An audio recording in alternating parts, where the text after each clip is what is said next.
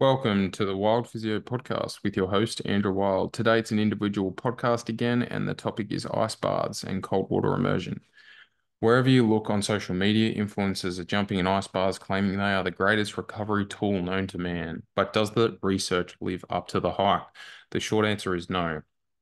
But before I dive into the research, excuse the pun, I want to touch on the influencer world. A lot of these influencers are getting paid to promote ice baths and cold water immersion products. Give us a spell, you're profiting from it.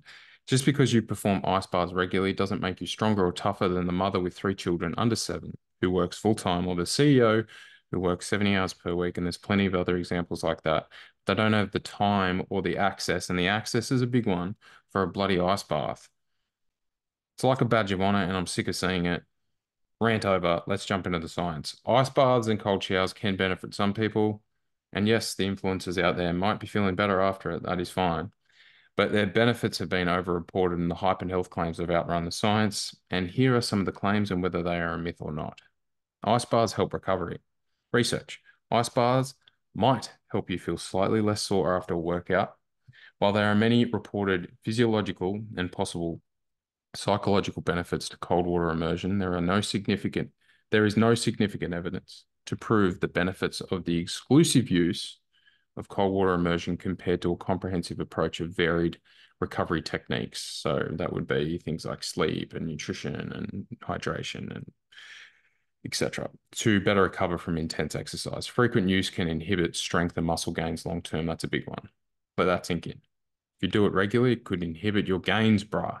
Check out Fife et al. 2019 if you want to read more about that. Second claim, cold showers improve your blood pressure, heart rate variability, pain tolerance, mental health, and how you cope with stress. This is a huge claim made by the Wim Hof method, or Wim Hof himself. And this method claims to improve health outcomes in just 10 days using cold exposure, meditation, and breathing. Wim Hof mentions his method will unlock your full potential. Wow, and give you cardiovascular, physiological, and body fat improvements. Sounds too good to be true. Bit of sarcasm there. They claim your resting heart rate can change within 10 days.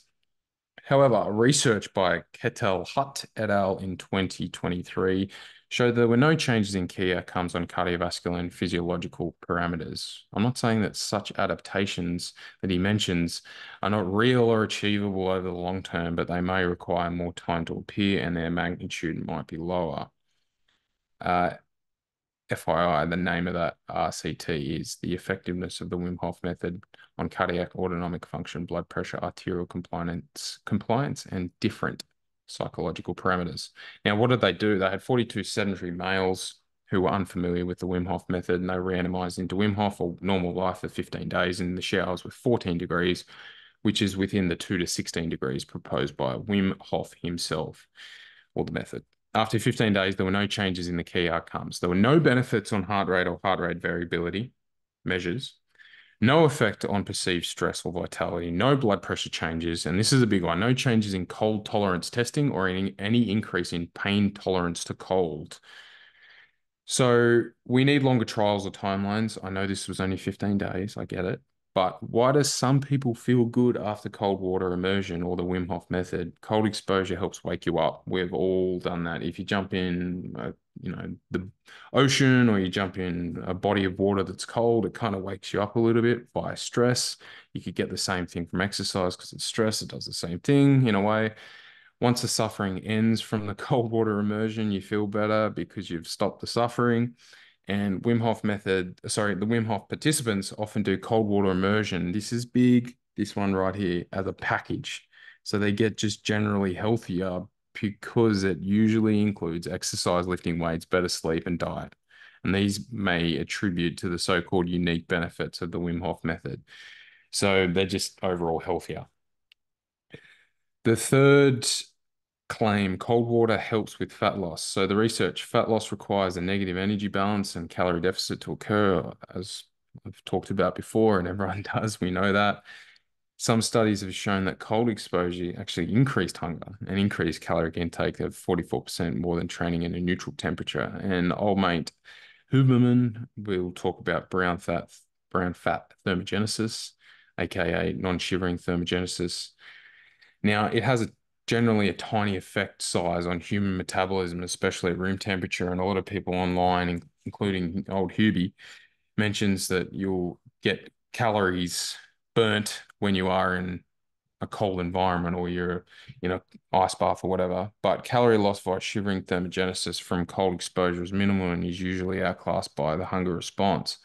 And it seems that walking similar durations would burn as many calories as cold exposure without the excessive hunger spike. So while ice baths might have some benefits, they seem to be suboptimal or even counterproductive for weight loss. So check out White et al. In 2005. So that's the name of the paper is increased caloric intake soon after exercise in cold water. And the next claim, cold water increases dopamine by 250%. Now, the research. While cold water can increase dopamine and its plasma increases, not dopamine increases in the brain, but so does a short bike sprint of 217%, standing still 83%. And that's Musso et al. 1990, and the Van Loon et al. 1979 study, standing still for 5 minutes increased plasma dopamine levels by 175% and a short max effort on a bike by 250%. So getting in cold water, yeah, it gets an increase, but you could just stand or walk or do a bike sprint or do plenty of other things and get the same thing. And it's unclear what plasma dopamine increases even mean. So dopamine spikes may diminish with repeated exposure and may be due to novelty. So jump in an ice bath for the first time in your life and you might get more of a spike than if you'd done a few of them over the last few weeks. The other claim made by some people out there like Dana White is ice baths are as addictive as cocaine, and it's just not the truth at all. Ice baths are not as addictive as cocaine, as some people like Dana White says. As mentioned before, check out Musso et al. 1990, Schramek in et al. In 2000. And the name of that study was Human Physiological Responses to Immersion into Water of Different Temperatures, and that Van Loon study of 1979. And the last claim is ice baths boost your immune system. Research, you can't boost your immune system. Come on.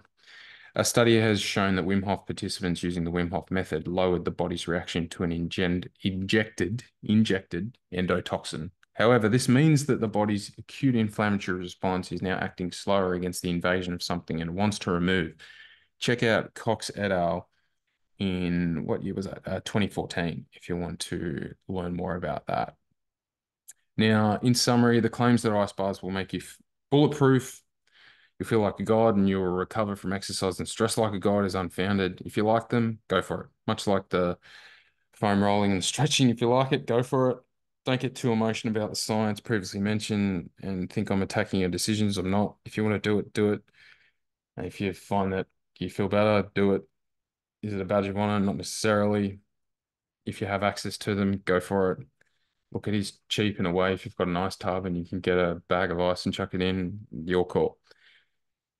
I'm not saying don't get in an ice bath. I'm just giving you a breakdown of the science behind them. If you want to reach out and ask me about any of the research studies or you'll need the references, let me know. Andrew, wildphysiofitness.com.au. And the last thing to note is if an influencer is making you feel inferior by not liking or performing ice baths regularly or cold showers, just unfollow them. They're probably profiting.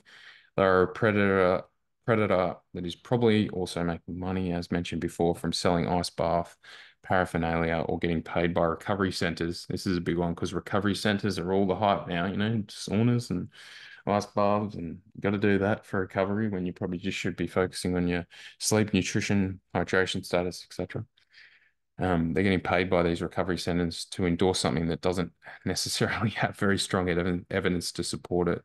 So that's a bit of a breakdown of ice baths and cold water immersion. If you've got any questions, hit me up on either Instagram or email me as mentioned before. And as usual, stay strong.